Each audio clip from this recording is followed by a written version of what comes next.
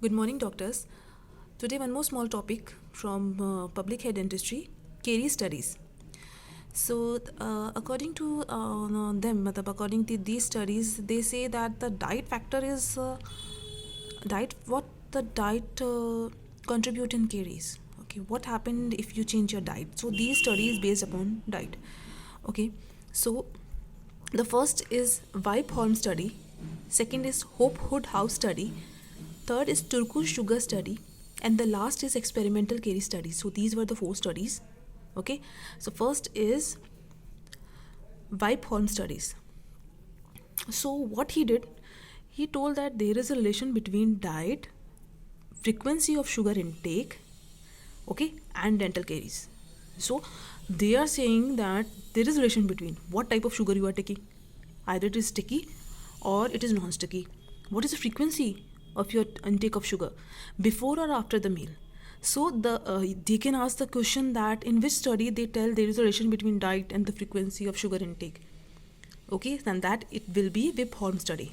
Okay, so according to the study, they say that if you increase the carbohydrate in your diet, there will be increase in caries. And they have said one more thing: if you take sugar in between the meals, it is more risk of developing the dental caries. Okay, so this was about Vip Holm studies. Okay, second one, Hope Hood study. Okay, this is very nice study. Hope Hood House studies. In Google, you can see, if you search this now, Hope Hood House studies, you will see one house, Haveli type, one house is there. The scientist name was Sullivan Harris and Harris. So what they did, was long studies for 10 years. What they did, they collect few kids from 7 to 14 years. They kept these kids in that house in New South Wales. Okay, search in Google, one house is there. Black and white photos was there. Nice studies. What they find that what they did, कि in those kids they didn't provide carbohydrate in their diet. There was no sugar, restricted sugar was there, no carbohydrate was there. Okay, and what they did, there was no oral hygiene instruction to those kids. पता नहीं शायद brush भी नहीं करते होंगे. So poor oral hygiene was there. They didn't provide tea for those kids also. So there will no kids, not kids. There will be no tea and there will be no fluoride in water. Okay, तो ना fluoride होगा पानी में. There will be no fluoride through tea also. Poor oral hygiene.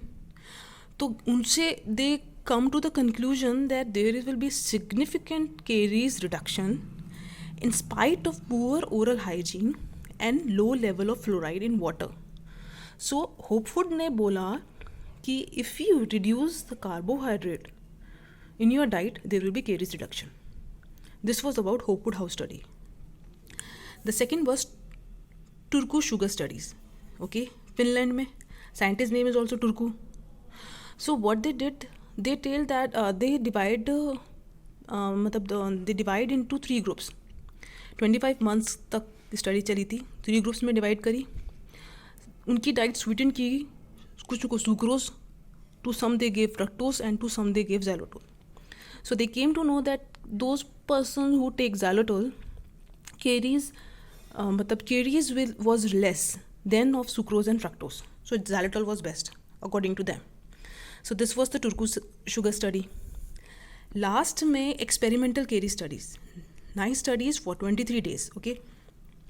According to them, they asked few students to rinse their mouth 9 times daily with 10 ml of 50% sucrose. Okay. Then solution, that 50% sugar solution, what happened? There will be increase in caries. After that, they told that rinse the after that. I'm sorry, I confused it. In experimental caries studies, it was done for 23 days. Student asked to rinse 9 times daily with 100 ml of 50% sucrose solution. So there is developed into increase in caries. After 30 days of oral hygiene and daily fluoride rinse, caries index returned to pre-experimental level. मतलब first they asked them to rinse with sucrose, and after 30 days आप 30 days तक तो they maintain oral hygiene and there was daily intake of the fluoride. So what happened? The caries activity was reduced and it returned to pre-experimental level. So they were saying that, and one more thing, and that same sucrose for 50% sucrose for 3 weeks. And what they did, then they asked those students to rinse their mouth with 0.2% of chlorhexidine. So they want to say that sugar is not an etiological factor. It's just a risk factor. So according to them, if the person is taking sucrose, okay, but if they maintain their oral hygiene and there is a daily intake of the fluoride in their diet, then there will be decrease in caries index. Okay, so sugar is not the main factor, it's just a risk factor. So this was all studies about diet. What is the role of diet in caries activity? Okay. By chance, if there is any mistake in the video, please post in the comment section and subscribe the channel. Thank you.